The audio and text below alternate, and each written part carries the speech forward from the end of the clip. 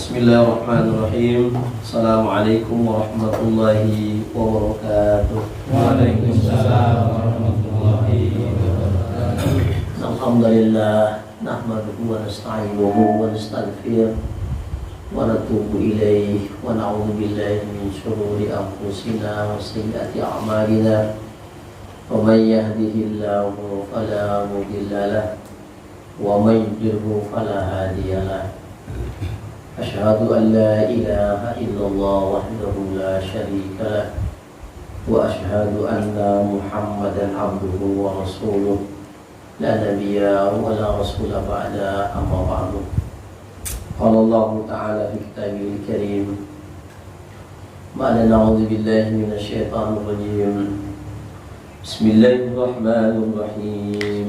Qad aflahal mu'minun الذين هم في صلاتهم خاشعون والذين هم عن اللغو معرضون والذين هم للزكاة فاعلون والذين هم لفروجهم حافظون إلا على أزواجهم أو ما ملكت أيمانهم فإنهم غير ملومين فمن ابتغى وراء ذلك فأولئك هم العادون والذين هم لأماناتهم وعهدهم راعون والذين هم على صلواتهم يحافظون أولئك هم الوارثون الذين يرثون الفردوس هم فيها خالدون. قال النبي صلى الله عليه وسلم وَأُمُرُ اللَّهَ فِي رِضَاهُ فَإِنْ لَمْ تَسْتَطِعْ فَفِي الصَّبْرِ عَلَى مَا تَكْرَهُ خَيْرٌ كَبِيرٌ أو كما قال النبي صلى الله عليه وسلم وبعد. Alhamdulillah, puji syukur kita panjatkan kehadirat Allah Subhanahu wa taala pada malam hari yang berbahagia ini.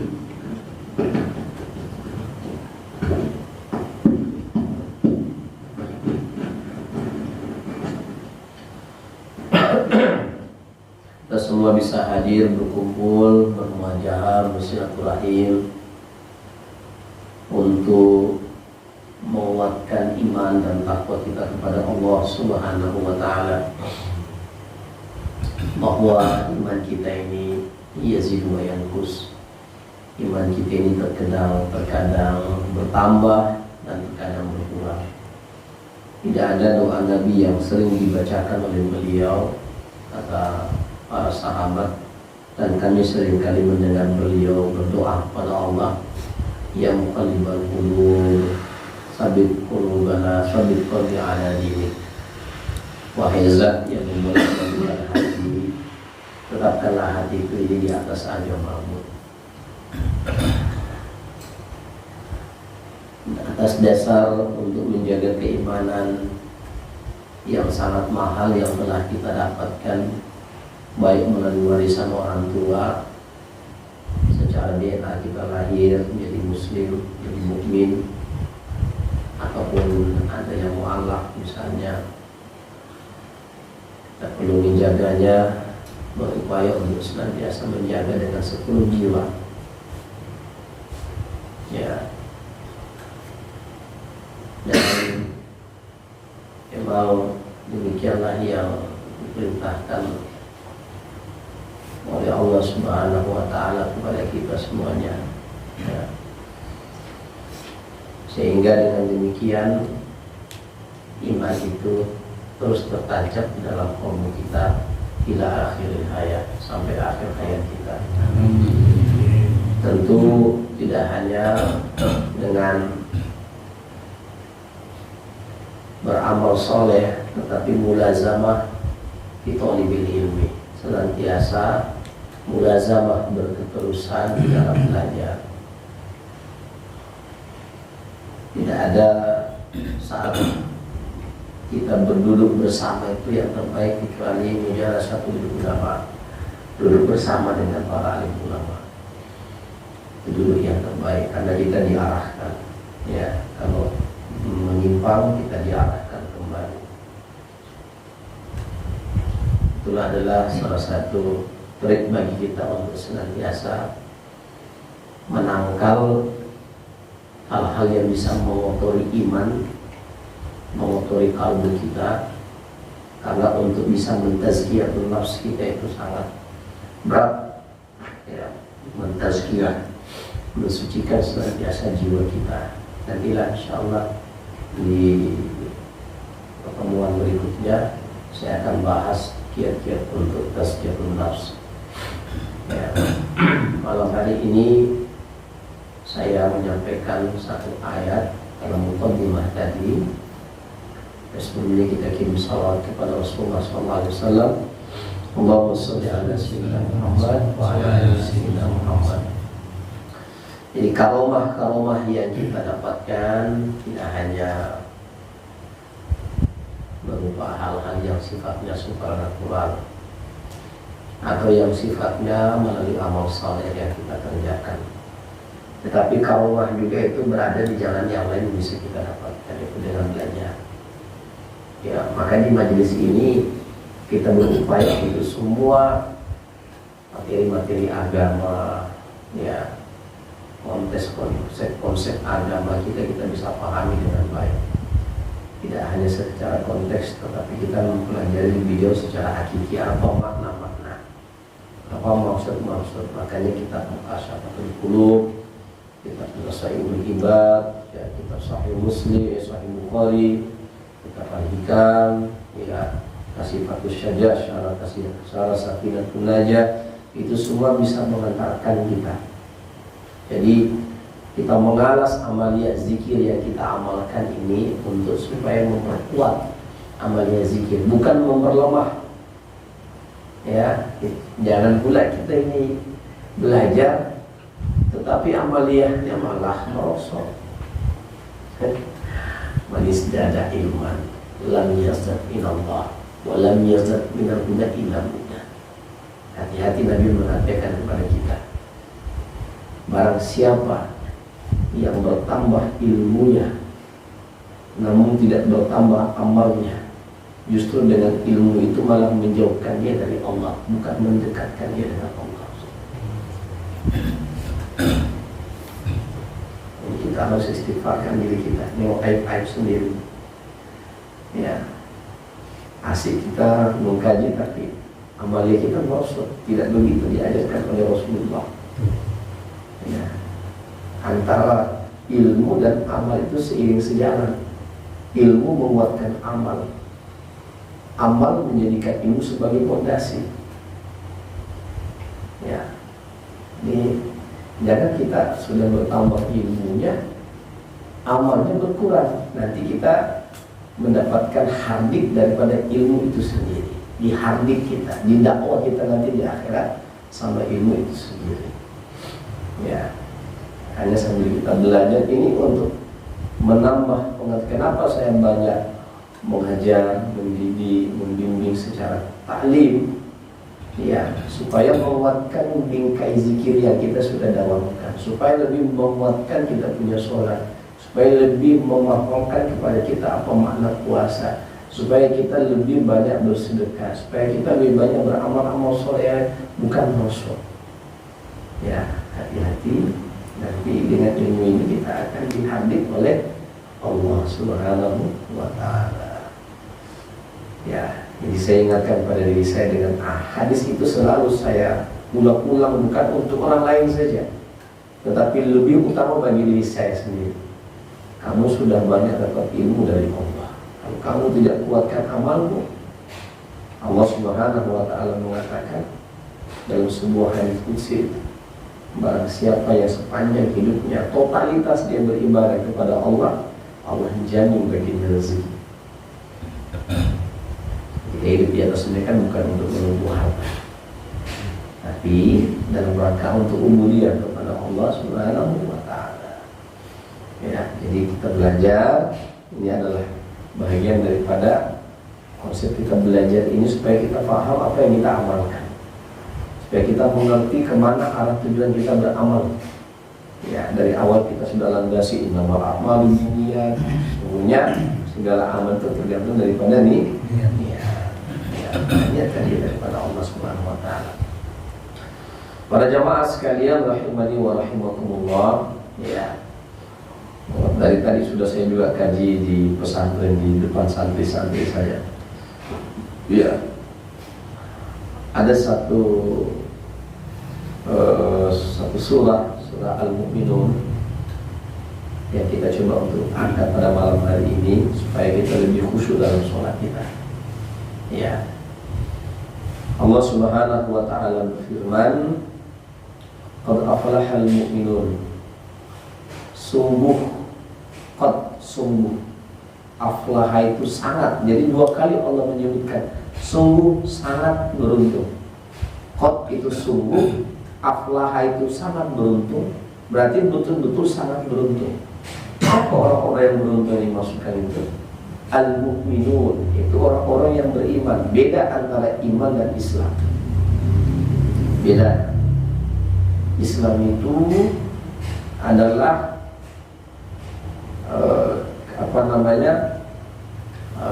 keyakinan kamu kepada Allah Subhanahu wa taala, dan kemudian pemahaman kamu sebatas hanya bahwa saya ini adalah Islam, Muslim, status quo-nya itu, ya. Tetapi yang dimaksudkan oleh Allah mukmin itu ada naik kelas. Setelah Islam ada iman, setelah iman ada ihsan. Jadi Islam, iman, ihsan. Ya, seperti dalam ayat Quran, ketika seorang Arabi, seorang Arab Badui berkata kepada Rasulullah, dia mengatakan qalatil a'malu amanna. Orang Arab Badui pedesaan itu berkata kepada Rasulullah, amanna, kami telah beriman kepada Allah. Tapi Allah menyela ungkapan mereka itu. Ya. Qalatil a'rabu amanna. Apa kata Allah? Kul, katakan ya Muhammad, lam tu'minu. Kamu itu belum beriman. Walamma yadkhulul iman fi qulubihim. Karena iman itu belum masuk ke dalam hati mereka. Walakin qulu aslamna, tapi mereka hendaknya mengatakan aslamna, kami telah Islam. Itu baru tahapan dasar, itu adalah Islam. Naik berikutnya orang yang beriman kepada Allah Subhanahu wa ta'ala. Nah, iman ini adalah suatu proses yang sangat mujahadah, yang sangat berat untuk dilalui seseorang. Ya. Makanya di dalam zikir kita menumbuhkan keimanan kita kepada Allah itu lewat tasawuf ini, supaya betul-betul kita beriman kepada Allah Ta'ala. Tidak hanya sekedar mengucapkan syahadat asyhadu an la ilaha illallah asyhadu anna muhammadar rasulullah. Itu lisan, ya. Tetapi secara iman kan perlu pembuktian. Perlu dibuktikan imanmu kepada Allah. Apa pembuktian imanmu kepada Allah? Ya tentu melaksanakan apa yang Allah perintah, menjauhi apa yang Allah larang. Ya. Lebih jauh lagi ke sana setelah iman adalah ihsan. Ihsan itu lebih halus lagi, memahami lebih jauh lagi. Makanya nanti di pelajaran di kitab Ihya itu ada proses tazkiyatun nafas, itu memang ada hal-hal yang kita, tahapan-tahapan yang kita harus lalui supaya membuat diri kita ini semakin mantap imannya kepada Allah Subhanahu wa ta'ala. Ya. Contoh misalnya, ini contoh aja. Ya, ketika kita sholat itu, kapan kita serius sholat? Ini aja contohnya, kapan kita serius sholat? Kapan kita menangis ketika sholat? Kapan kita mau khusyuk ketika sholat? Nanti ada masalah. Jadi sesuatu yang berat bagi kita, sesuatu ini ada pamrih namanya. Ini perlu diasah. Bagaimana supaya memerlukan Allah ini di setiap saat, di setiap waktu kita tidak pernah putus dengan Allah, memerlukan Allah, bersandar kepada Allah Subhanahu wa ta'ala. Nah, di sini Allah mengatakan, dan ini kita kejar. Sungguh sangat beruntung orang-orang yang beriman. Siapa yang beruntung dari orang beriman itu? Alladzina hum fi sholatihim khashi'un, yaitu orang-orang yang khusyuk dalam sholatnya. Di antara beberapa karakter orang-orang ini akan kita angkat satu aja dulu. Nanti yang lainnya kita bahas di kitab 3 Ulumuddin untuk tahapan tazkiyatun nafasnya. Tazkiyatun nafs, pembersihan jiwa. Walladzina hum 'anil lagwi mu'ridun, dan orang-orang ya yang menjauhkan diri dari perbuatan dan perkataan yang tidak ada berguna. Walladzina hum bizakati fa'ilun, dan orang-orang yang mengeluarkan zakat untuk kemanfaatan bagi orang banyak. Walladzina hum li furujihim hafizun, dan orang-orang yang menjaga farjnya, menjaga kemaluannya. Ila ala azwajihim aw ma malakat aymanuhum fa innahum ghairu malumin, kecuali kepada istri-istri mereka atau hamba sahaya wanita yang mereka miliki. Ya, fa innahum ghairu malumin, sesungguhnya perbuatan itu yang mereka lakukan tidaklah perbuatan yang tercela. Aman itu toga wara adalika fa ulaika humul adul, siapa yang mencari sebalik itu tentu mereka telah melampaui batas. Walladzina hum bi amanatihim wa ahdihim ra'un, dan orang-orang yang ketika dia diberikan amanah dia memegang teguh amanah dan menepati amanah itu. Walladzina hum ala salawatihim yuhafizun, dan orang-orang yang memelihara salatnya. Nanti ada dua konteks ini akan kita coba angkat, khusyuk dan memelihara salat. Ulaika humul warisun, mereka itulah orang-orang yang mewarisi. Apa yang mereka warisi? Alladzina yarisuna firdaus, itu mereka mewarisi surga firdaus. Surga firdaus ini adalah surga yang paling tinggi, surganya Nabi Muhammad sallallahu alaihi wasallam. Fa idza sa'alaka jannati fas'al firdaus, kata Rasulullah, kalau kau mau minta surga, mintalah, mohonlah kepada Allah surga firdaus. Kita umat Islam ini harus punya optimisme untuk meminta yang terbaik, bukan meminta yang setengah-setengah, yang terbaik yang kita minta. Apa yang terbaik? Surga pun kita minta kepada Allah, surga terbaik. Ya, jadi orang Islam itu harus menemukan sikap optimisme. Alladzina yarisuna firdaus, itu surga firdaus, mereka akan mewarisi. Jadi orang-orang yang mendapatkan surga firdaus, ciri-cirinya memiliki karakter ini. Alladzina yarisuna firdaus hum fiha khalidun, mereka kekal selama-lamanya. Baik.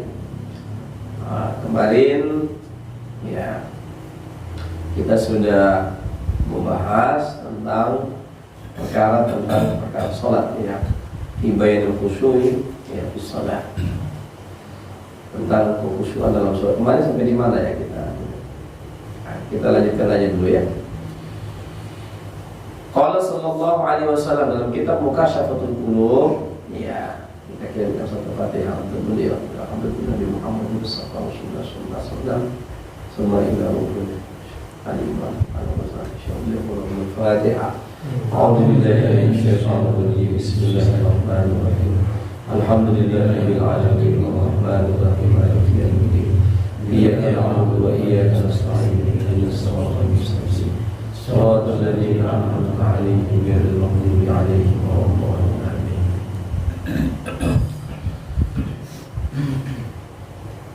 Ya. Waqala Nabi sallallahu alaihi wasallam, Rasulullah sallallahu alaihi wasallam bersabda, "Inna rajulaini min ummati la yakumani ila salati wa ruku'uhuma wa sujudahuma wahidun wa inna ma baina salatihima ma baina as-sama'i wal ardi wa asyara ila khusyu'i." Sesungguhnya ada dua orang yang sholat dari umatku. Ada dua orang yang sholat umatku. Mereka sholat, mereka sama-sama sholat berjamaah. Warukuhuma, mereka sama-sama sujud. Ruku, wasujuduhuma, mereka berdua sama-sama sujud. Wahidun, ya. Waqala, ya. wahidun in wa inna ma baina sholatihima, tetapi di antara mereka sholat mereka itu makom sholat mereka, kedudukan sholat mereka di hadapan Allah Subhanahu wa Ta'ala. Ini saya mohon maaf kenapa saya kayak di sholat terus ini, karena kita punya zikir ini implikasinya itu ke sholat, bapak-bapak sekalian. Ya, ada bapak sekalian ke sholat itu implikasinya ya. Ya. Kita belajar zikir untuk mengantarkan kekhusyuan dalam sholat. Itu tujuannya, di antara tujuannya. Ya.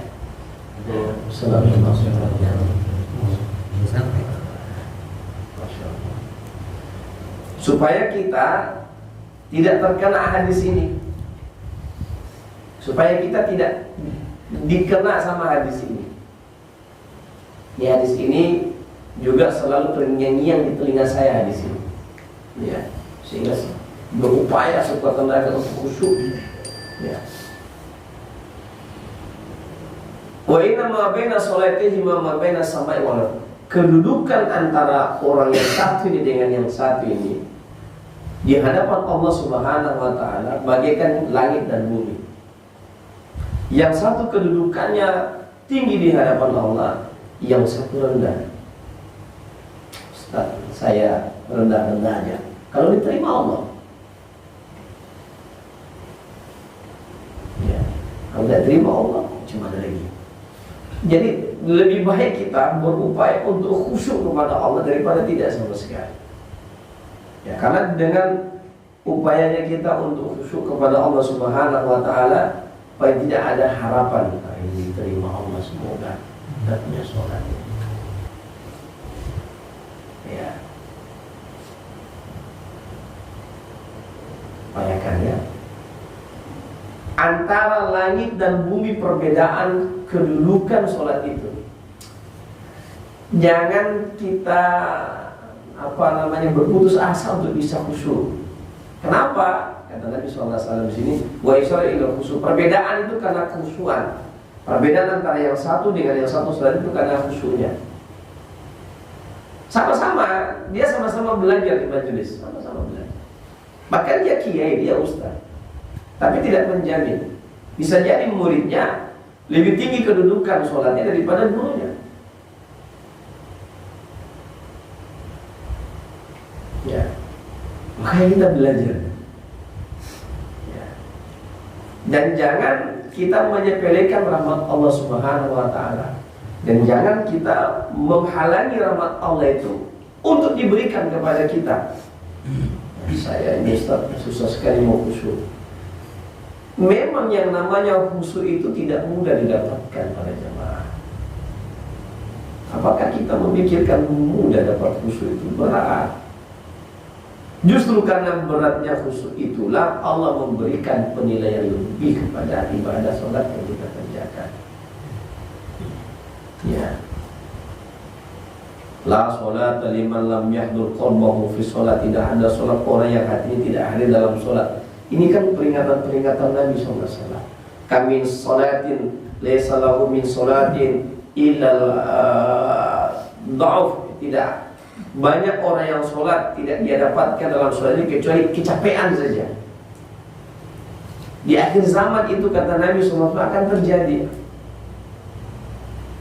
Nah, kita belajar ilmu zikir, kita belajar ilmunya, ilmunya kita pelajari ini. Ilmunya kita pelajari itu apa? Supaya kita praktekkan ini bagaimana. Dari mana? Dari zikir misalnya, kita dalam zikir sudah banyak kita temukan bagaimana kita bisa ma'rifat kepada Allah, bagaimana kita bisa tawajjuhkan tubuh kita kepada Allah. Bawalah itu ke dalam sholat. Ulama-ulama itu, kata Imam Ali bin Abi Thalib radhiyallahu ta'ala, ketika ditanya sama beliau, bagaimana kamu bisa khusyuk dalam sholat itu? Kata beliau, saya mengkhusyukkan diri saya di luar sholat. Bagaimana caranya? Saya banyak berzikir di luar sholat. Makanya saya pakai ilmu ini, saya ajarkan ilmu ini, karena Ali bin Abi Thalib sudah mengajarkan itu. Bagaimana ente bisa khusyuk ketika zikir? Kok kenapa sholat tidak bisa khusyuk?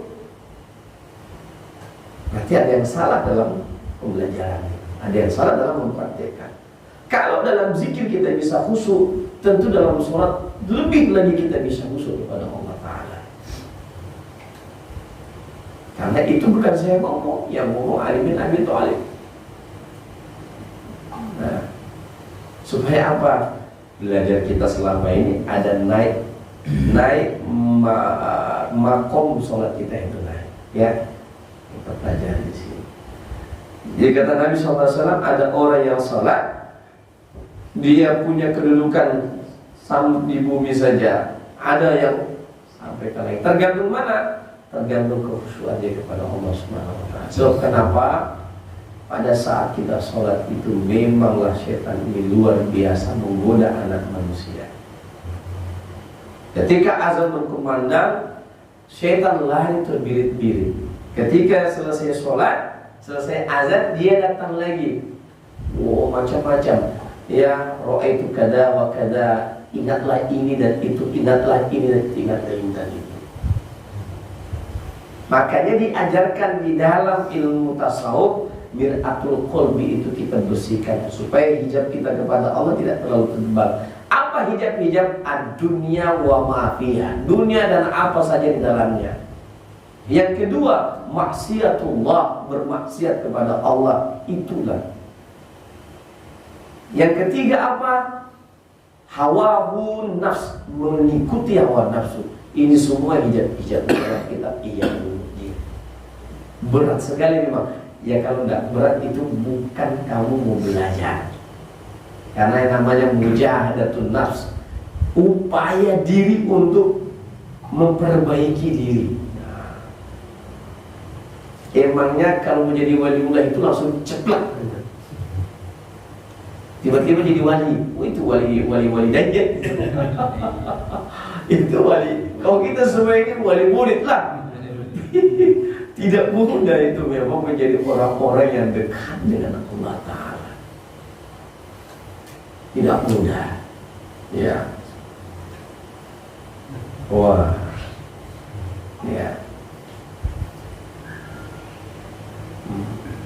Ya, kita lanjutkan. Jadi kalau jadi orang-orang yang dikasih Allah itu mudah, ya gampang aja lah ini hidup ini.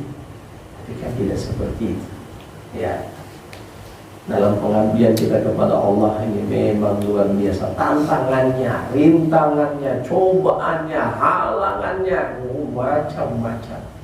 Baru takbir Allah, ini sudah start ini, mau busuk ini. Ilahi. Saya baca itu, orang nggak salah kalau kita mau baca itu. Kenapa? Untuk apa? Untuk mengingatkan diri bahwa ente ini menghadap sama. Saya sampaikan ini dalil-dalilnya bagaimana ulama dulu, para sahabat melakukan upaya yang mereka lakukan. Mereka juga tidak serta-merta langsung khusyuk. Ada upaya-upaya yang mereka lakukan supaya bisa khusyuk.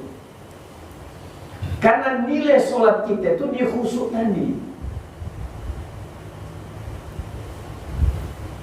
Ya, nilai sholat itu ada di khusyuk tadi. Ya, bobotnya itu maksudnya, bobot nilainya.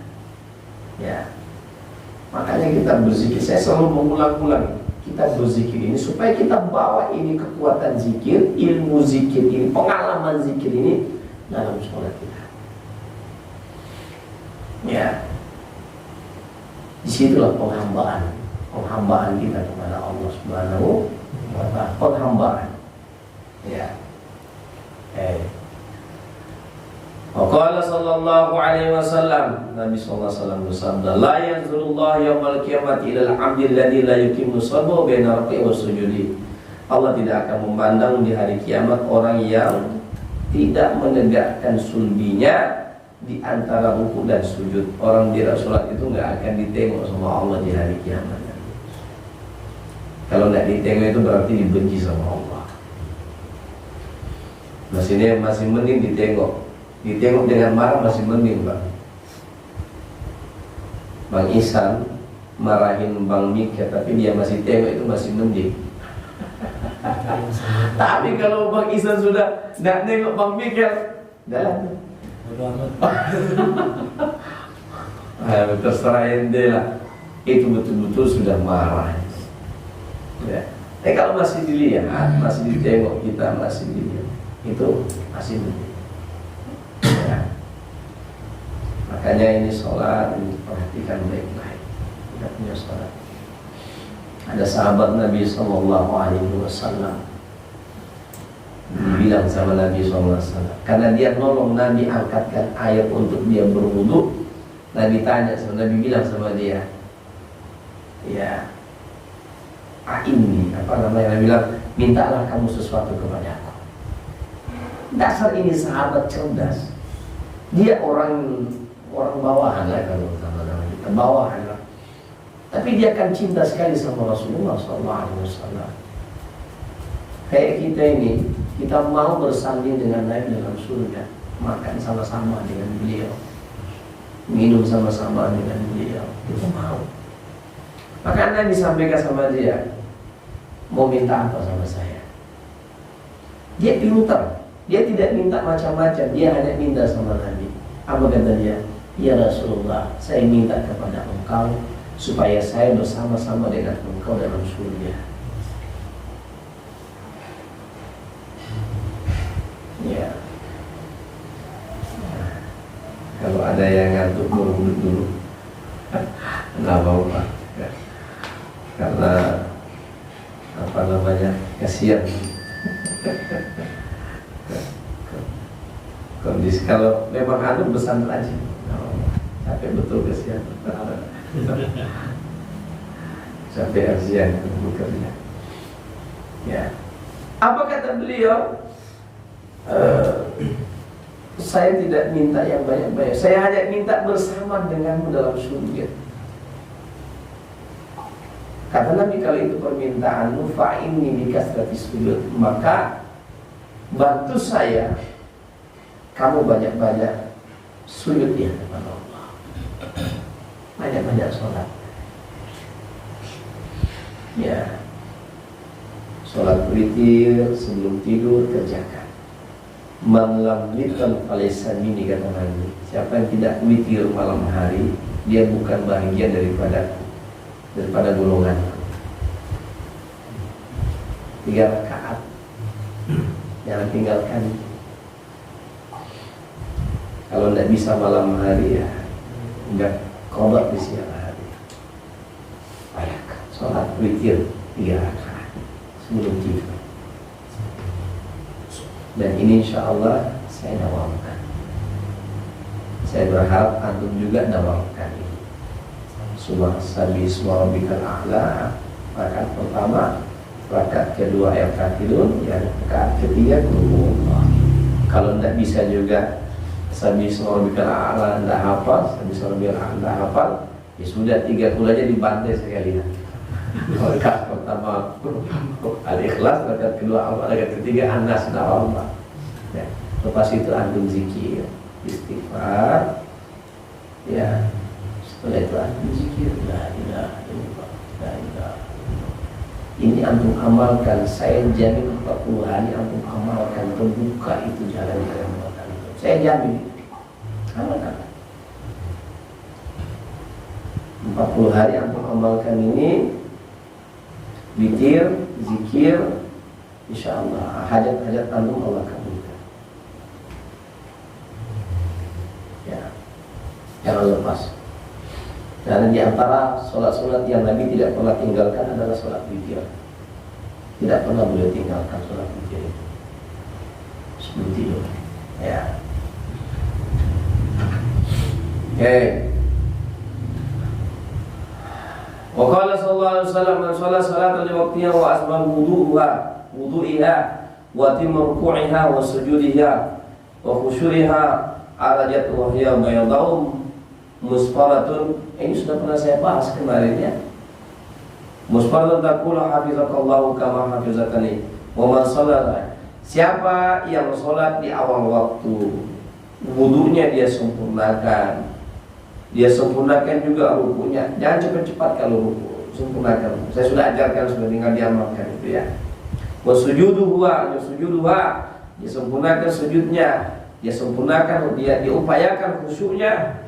ayat wahya bedah musfaratun, maka dia punya sholat itu naik kepada Allah dalam keadaan putih bersinar dan cemerlang. Yes. Udah saya bahas ini ya. Allah, kenapa diulang ya? Kenapa ya? Untuk menguatkan. Menguatkan. Saya tidak sempat tengok lagi itu video saya. Anu sudah tengok kan? Saya tengok berarti. Udah Ustaz. Nanti dia tengok itu. Itu naik kita punya sholat. Jadi sholat ini akan naik.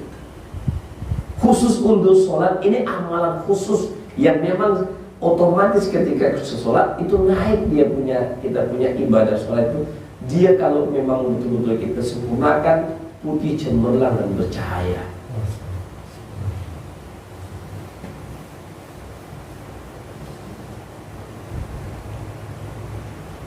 Dan yang luar biasa sekali, takulu hafizakallah, sholat itu ngomong kepada orang yang berupaya untuk menyempurnakan sholat. Siap sholat itu ngomong. Dia ngomong sama siapa? Sama kita yang mengupayakan diri supaya sholat kita itu baik, bagus, sempurna. Apa kata sholat tadi?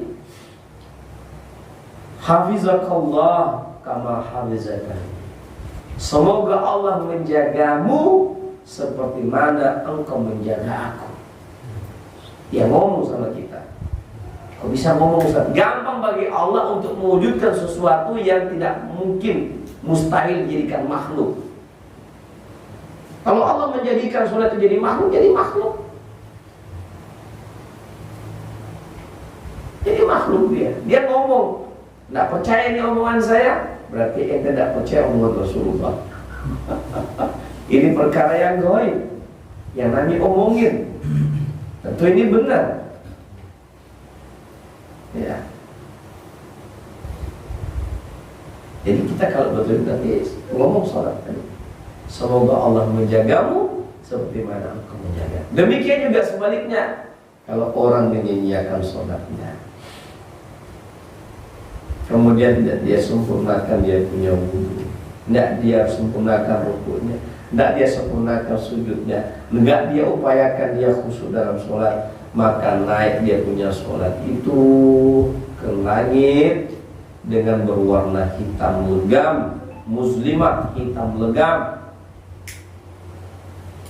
Waqala, dan kemudian berkata sholat tadi, ya apa kata sholat tadi? Doya'akallah kama doya'atani. Semoga Allah menyia-nyiakan engkau seperti engkau menyia-nyiakan aku. Semoga Allah ya menyia-nyiakan engkau, menyepelekan engkau, tidak mempedulikan engkau, menyepelekan, menyia-nyiakan itu tidak mempedulikan, seperti mana engkau tidak mempedulikan aku.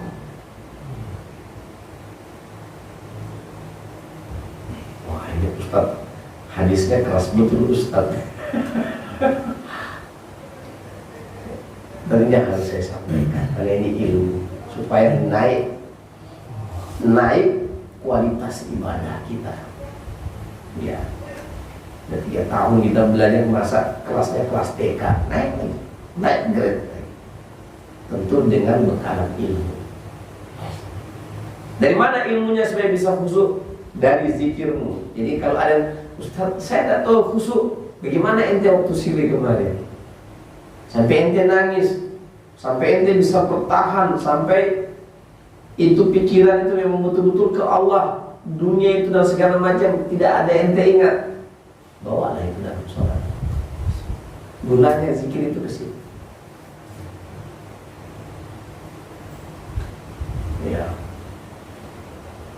Ya. Kemudian apa yang terjadi selanjutnya? Idza kanat haitsu sya'allah lafanat kama yalifu saubul khalq wa yadribuhuma wajha. Kemudian dilipat dia punya amal, setelah itu dilemparkan ke mukanya. Masya Allah. Ya mudah-mudahan kita tidak kayak gitu ya. punya sholat disepelekan. Kenapa para jamaah sekalian? Karena sholat adalah amal yang pertama yang akan dibuka, dihisab oleh Allah Subhanahu wa Ta'ala dalam amal catatan amal kita. Kalau amal kita punya sholat baik, maka akan baik semua amal kita. Kalau amal kita rusak dalam sholat, ya tidak sempurna, maka rusak semua amal soleh yang kita bangun. Macam mana caranya Ustaz kalau banyak kekurangan di sholat maktubah? Tutupi dengan banyak sholat sunnah, sholat witir, sholat tahajud, qobliyah ba'diyah, sholat tahiyatul masjid, sholat taubah, sholat hajat, sholat duha, ya. Ini adalah sholat itu adalah bagian daripada jalan riyadhah. Kalau kita tidak merasakan nikmat dalam sholat, susah kita untuk merasakan nikmat dalam zikir. Tanda nikmat kita dalam sholat adalah ketika kita merasakan nikmat dalam zikir. Itu. Kalau ente punya zikir centang berenang, tengok sholat. Centang berenang juga. Saya jamin. Tapi kalau zikir kita jaga, insya Allah sholat kita enak itu khusyuknya. Lama-lama kita ruku dan sujud di hadapan Allah.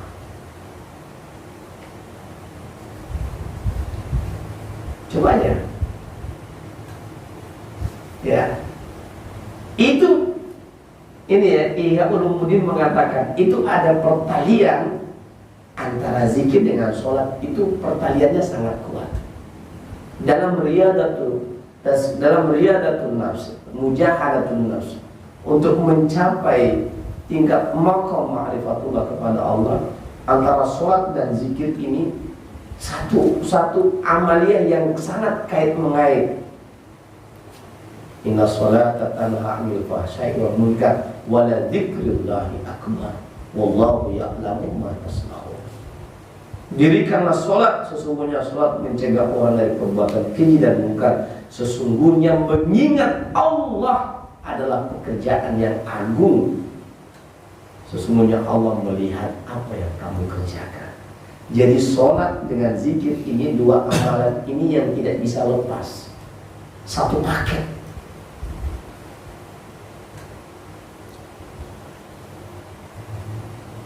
Coba cross check begini, cross check.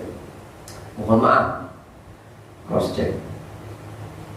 Kalau ente punya zikir bagus banget, sholat antum terbangun dengan bagus. Kalau sholat antum terbangun dengan bagus, insya Allah zikirnya juga bagus. Dua-dua ini tidak bisa lepas. Ini tidak hanya kalam ulama dalam kitab Ihya Ulumuddin sebutkan, tetapi saya juga mengalami etape-etape sampai sekarang, terus membenahi diri, merasakan juga. Kalau sudah saya punya sholat centang berenang, zikir saya ini berarti juga centang berenang. Kalau zikir saya bagus, insya Allah di sholat saya juga terukir enak indah. Dua ini klop, nggak bisa. Aqimis sholat dari zikri. Dengan kamu bersolat, kamu mengingat Allah. Dengan kamu mengingat Allah, maka disebutkan ada namanya sholatul daiman oleh ulama. Sholatul daiman oleh ulama itu adalah zikirmu kepada Allah itu berketerusan, sehingga dianggap sama dengan kamu sholat.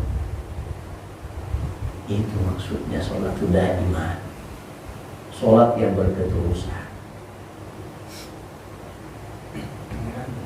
Paham ini Bang Andi? Mungkin pernah dengar Bu Yayah yang ngomong itu ya, sholatul daiman. Ya, makanya saya memang betul-betul kencangan zikirnya ini, karena ya di zikir ini kalau kita amankan zikirnya, Oh insya Allah sholat itu enak juga. Enak sekali sholatnya. Mau lama-lama kita sholat sama dengan kita lama-lama di situ. La ilaha illallah. Enak. Zikir. Ujung-ujungnya di hatimu. Di hatimu itu. Makanya ulama mengatakan caranya di tazkiyatun nafs itu juga kamu benahi. Terlalu banyak debu-debu yang menempel di cermin kalbu. Itu harus dibersihkan terus. Kenapa saya suruh berzikir? Karena cermin kalbu ini tempat kita menghadap kepada Allah Subhanahu wa Ta'ala, yang menumbuhkan kekhusyuan kita. Kalau terlalu tebal, berat itu sholat. Kata Allah, wa innaha lakabiratun illa 'alal khashin. Itu sholat terlalu susah kecuali bagi orang-orang yang khusyuk. Orang-orang yang khusyuk ini pelajaran pertamanya ada di tazkiyatun nafs. Cara membersihkan itu debu-debu dalam qalbu. Istighfar. Ya, jangan terlalu banyak yang masuk dalam qalbu. Jangan terlalu terturutkan nafsu. Kurangi ngomong yang gak jelas karena bisa masuk. Kurangi melihat yang tidak-tidak supaya. Tapi ini Ustaz di akhir zaman macam begini. Ya itulah cobaan kita. Itulah cobaan. Kalau tidak ada cobaan, kalau tidak ada ujian, itu namanya nyontek.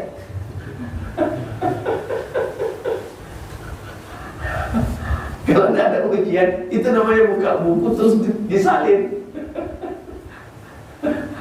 Kalau ujian, ya memang tutup buku. Wah, ini berat ini. Ya, itu ujian. Ya.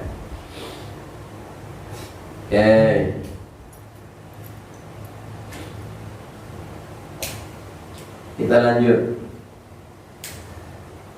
Wa qala sallallahu alaihi wasallam aswa'na sarakatul ladzi yasluku min salati. Sejelek-jelek pencuri adalah orang yang mencuri dalam salatnya. Ya.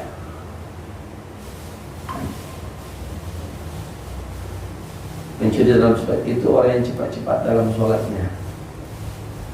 Oh. Ada masa kita cepat-cepat salat. Susah kita menghindari. Kenapa? Itulah dia.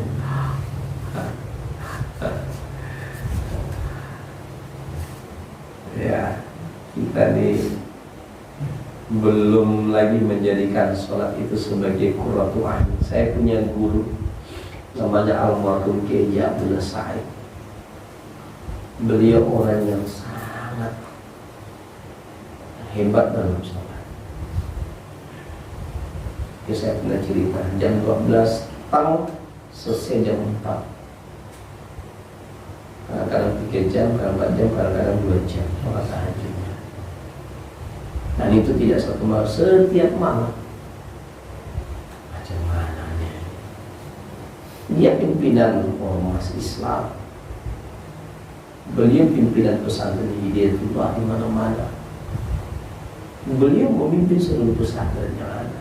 Segala polemik dan problem yang ada muncul pimpinan.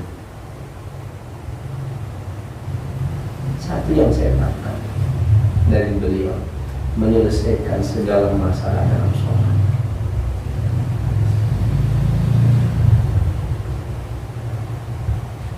Menyelesaikan segala problem dalam sholat.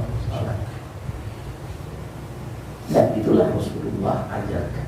Kata Aisyah, setiap Nabi punya persoalan, pasti beliau berwudu dan melakukan sholat. Dan lama sholat, walaupun 2 rakaat lama beliau sholat. Ketika mau perang Badar esok hari, beliau tengah malam itu sholat. Ya. Oke. Jadi ini 2 ya, zikir sholat, zikir sholat, zikir sholat. 2 ini tidak bisa. Pokoknya antum kalau zikirnya nggak enak, akan ada masalah di sholatnya. Itu. Tapi kalau zikirnya antum enak, pasti sholatnya enak. Sholat.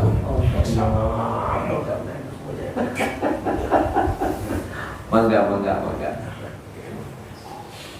Ya, oke. Jadi di situ kita salah satunya bukunya di sini. Ya. Maka Ustaz, sama kita ini manusia juga begitu.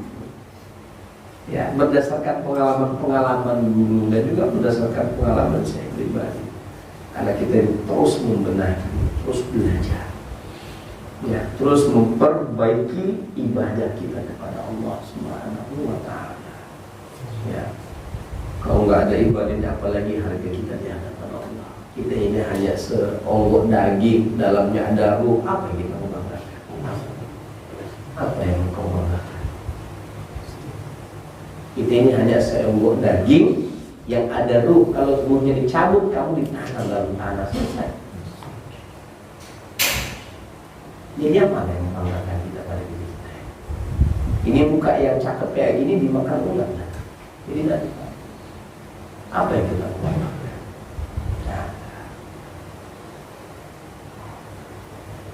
Ya. Bahkan belum tentu amalia-amalia kita ini bisa kita sodorkan di hadapan Allah. Mungkin lebih banyak cacatnya daripada kalau begitu saat berupayalah sekuat tenaga. Disitulah yang disebut dengan mujahadatun nafs, upaya diri. Karena semua para nabi dan rasul sebelum diangkat sebagai nabi, ingat ini, camkan baik-baik kata-kata saya. Walaupun mereka sudah ditentukan oleh Allah, ditakdirkan oleh Allah untuk menjadi nabi dan rasul, tetapi proses mereka untuk menjadi nabi dan rasul itu berat mereka jalani. Ibadah mereka jaga. Akhlak kepada Allah, akhlak kepada manusia mereka jaga. Akhlak kepada alam ini mereka jaga. Tidak khusus, tidak seujuk-ujuk langsung jadi nabi dan rasul, tidak. Makanya kalau ada orang masuk pada sini begitu baru sekali dua kali langsung mundur, dalam hati saya, yalah memang berat, memang berat menapaki jalan ini, memang berat.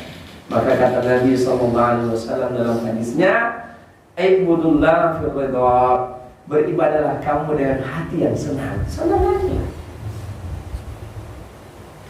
Ya. Jangan terlalu susah sekali mau zikir ini. Senang aja. Ya. Ya kan Pak De? Mas. Pak Suranto. Kalau kita senang datang ke majelis, senang aja, enggak usah terlalu nanti di sana gitu. Enggak ada. Siapa yang mau marahin antum enggak hadir? Jadi kalau mau datang imam, mau zikir, mau sholat, mau ketemu, bawalah dengan perasaan senang. U'budullaha birridha, kata Nabi. Beribadahlah kamu dengan hatimu yang riang. Oh, masa kamu mau jumpa sama Allah hatimu gerasa gerusuk? Ini kita mau jumpa sama Allah loh. Kita mau sholat itu kan mau jumpa sama Allah, bukan mau jumpa sama setan. Bukan mau jumpa sama hantu. Masa kita mau jumpa sama penguasa alam sejagat raya ini, kita punya hati berat, takut. Makanya dia mengatakan, datangilah Allah, beribadahlah kepada Allah dengan penuh harapan dan bahagia kamu mau jumpa. Itulah jiwanya Rasulullah. Itulah hatinya Nabi mau jumpa sama Allah. Makanya saya selalu husnuzon dimanapun dan kapanpun, upaya hati saya selalu bermunajat kepada Allah. Nggak ada yang tahu hati hubungannya engkau dengan Allah. Sholatlah dalam batin.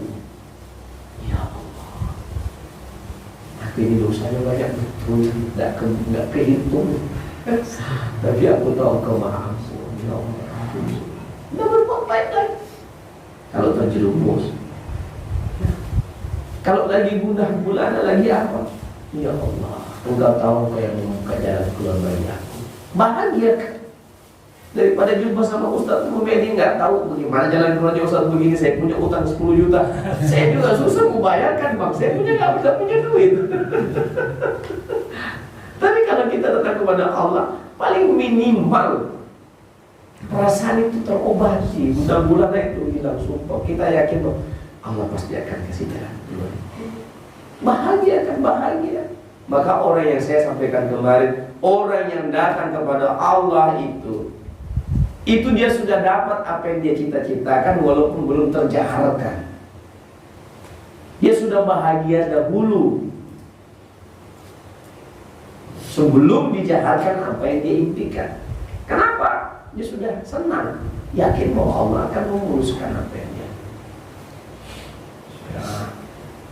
Tapi perasaan itu hingga kadang-kadang nggak kita bawa dalam sholat. Yang kita pikirkan sholat itu berat, sholat lagi. Karena ente tidak karena kita tidak memerlukan Allah. Perasaan kita tidak butuh sama Allah. Ada nggak perasaan kita butuh sama Allah? Kalau kita punya membangun perasaan kita butuh, antumul fuqara wallahu ghaniyun 'anil 'alamin. Kalian semua ini adalah orang-orang yang fakir, yang membutuhkan Allah Subhanahu wa ta'ala. Kalau perasaan kita bawa, insya Allah sholat itu kita rasakan enak. Ya tidak berat. Ya. Itu cara ulama-ulama dulu dalam membangun kehusuan mereka dalam sholat, sesuai dengan petunjuk Rasulullah Sallallahu Alaihi Wasallam. Ya.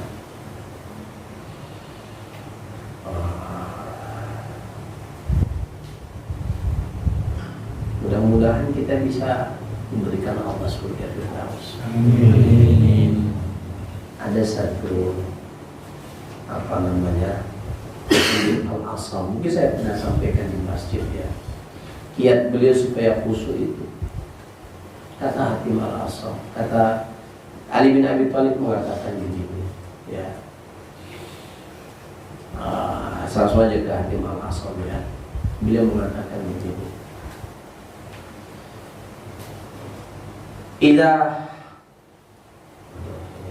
Mata sudah 4 ini. Ini baru kan. Idza hanatis shalat asbagatul wudu. Kalau sudah datang waktu sholat, saya akan sempurnakan wudu saya. Suma aku ila sholat, kemudian saya mendirikan sholat. Wa aja'alu ka'bata baina hajati, dan saya menjadikan Ka'bah itu ya berada di depan hajibi yang sudah pernah umroh ya, melihat Ka'bah itu pasti nangis. Saya pernah cerita di sini, saya sempat nangis itu saya sholat di Pinang. Kenapa pada saya sholat itu yang kedua kali saya ke Penyengat. Itu saya sholat, mau sholat saya masuk masjid mau sholat, tiba-tiba di depan saya itu terbayang Ka'bah ketika saya waktu umroh. Oh itu nangis saya. Masya Allah. Ya. Rupanya memang di situ ditaruh tanah dari Ka'bah, dari Mekah, tanah dari Mekah ditaruh di samping mihrabnya, mimbarnya ya, mimbarnya. Subhanallah, saya bilang, ya kok tembus begini nih pandangannya ini. Ya, pokoknya sepanjang sholat itu saya upayakan mengenyekai atau biar nggak ketahuan. Tapi itu perasaan begitu di depan Ka'bah. Jadi maksudnya dibuatkan sejadah kayak begini sebenarnya seolah-olah kita menghadap ke depan Ka'bah.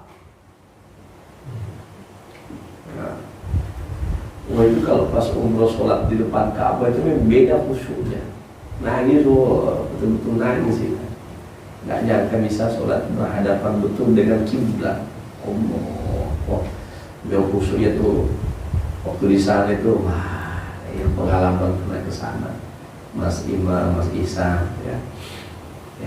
Coba nanti seperti salah seorang tabiin Hatim Al-Asam itu beliau mengatakan ketika saya mau takbir itu saya melihat Ka'bah di depan saya.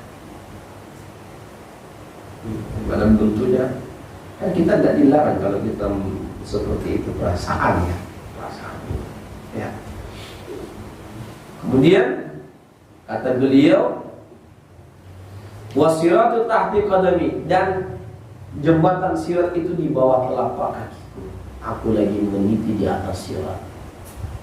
Macam mana kalau kita naik di jembatan yang hanya satu tali, di bawahnya jurang, bukan jurang api, jurang biasa. Bagaimana takutnya kita tuh hati-hati kita. Terpeleset aja sedikit kita bisa jatuh. Nggak ada pegangan tangan kiri pula. Ya, jadi memang betul-betul. Ini kalau sholat saya nggak jelas ini, sholat itu akan membawa saya masuk dalam jurang neraka. Fawailul lil musallin, celaka orang-orang yang sholat masuk neraka. Wail orang-orang yang sholat. Orang yang sholat aja ditakdirkan bisa kita masuk neraka. Apalagi yang tidak sholat.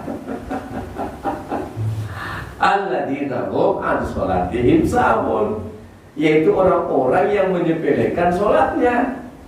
Wah, ini bukan saya ngomong, ini Quran yang ngomong. Tuhan sendiri yang bilang. Ya, saya sengaja angkat ini supaya kita memperhatikan sholat kita mendekati Ramadan. Ya, saya coba cambuk lagi diri saya pribadi dan kita semuanya untuk membenahi ibadah. Sudah lewat pesta demokrasi, sudahlah. Itu urusannya Pak Suronto lagi. Mengawal hasil pilpres. Nggak usah pula kita ngomong terus sampai nggak selesai. Ya, wah, selesaikan sudah kemarin. Nah, kita mendekati masuk Ramadan, kita benahi dari sekarang. Sholat kita, ngaji sudah mulai start, sholat sudah mulai terbanyak yang sunnah-sunnah, berbanyak sekarang riyadhus zikir. Makanya nanti mendekati Ramadan, insya Allah Bang Ihsan, kita akan sholat, kita akan zikir di alam. Kalau tidak di tempatnya Bang Cecep di Penyengat, ya, kita akan muhasabah, tafakur dan muhasabah tapi Ramadan kita menjelang Ramadan, ya. Nah, ini Saban kita malam Senin di tempatnya Bang Reno. Sekaligus kita doa di situ di Saban, dan kita belajar untuk sholat tahajud lagi rame-rame, berjamaah, yang satu malam, insyaallah. Mana tadi ini? Kata beliau, wal jannati an yamini, dan surga itu di sebelah kananku. Wan naru an shimali, dan neraka di sebelah kiriku. Wa malkul mauti warai, dan malaikat maut di belakangku mengejar-ngejarku. Wa azunnuha akhiru salati, summa aqumu baina raja wal khauf. Kemudian saya mengira inilah sholat saya yang terakhir. Sudah tidak pernah kita memikirkan. Jangan-jangan Pak Suronto, sholat kisah yang kita kerjakan tadi adalah sholat yang terakhir. Mati kita malam ini. Siapa yang tahu kita punya nasib. Dan itulah yang dipikirkan oleh Hatim Al-Asam, seorang tabi'in yang diakui sholatnya. Kalau dia sholat, bertengger di atas kepalanya itu burung. Sehingga ada anak kecil bilang, itu siapa? Dianggap kayak kayu aja, tak bergerak-gerak, saking lamanya dia berdiri membaca surah-surah dalam Al-Quran. Itu wali-wali Allah Subhanahu Wa Taala.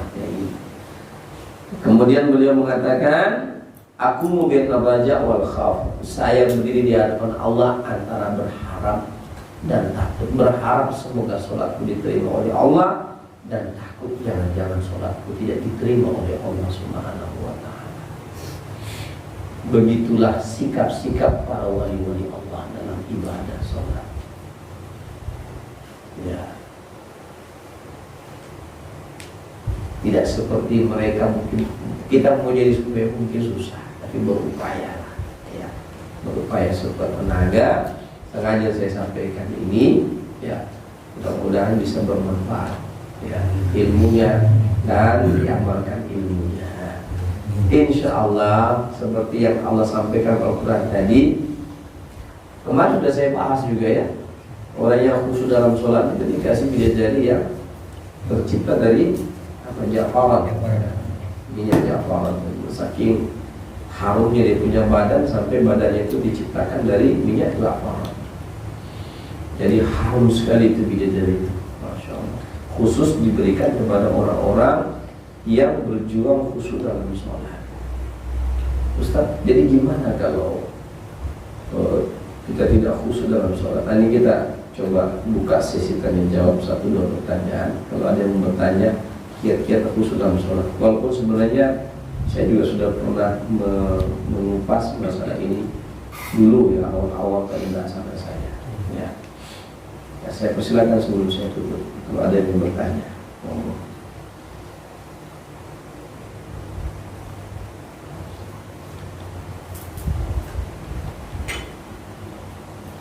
Ada yang bilang, Ustaz, nanti kalau kita gaya khusyuk dalam sholat di masjid, orang bilang, ya lah. Kalau kamu mau cari nilai ikhlasmu terus dalam sholat, dalam amal ibadahmu itu tanpa terbetik sedikit riya, susah. Riya itu pasti akan muncul. Tapi bagaimana kamu memanage supaya riya itu tidak mendominasi? Karena kita baru mau belajar. Takut saya Ustaz kelihatan musuh itu, nanti orang kata apa? Hai, sudahlah. Anggap tidak ada orang yang tengok di hadapan Allah sudah kita. Ya, kalau yang bertanya silahkan. Allah. Tapi saya tutup dulu ya, karena ini mau di-upload di YouTube.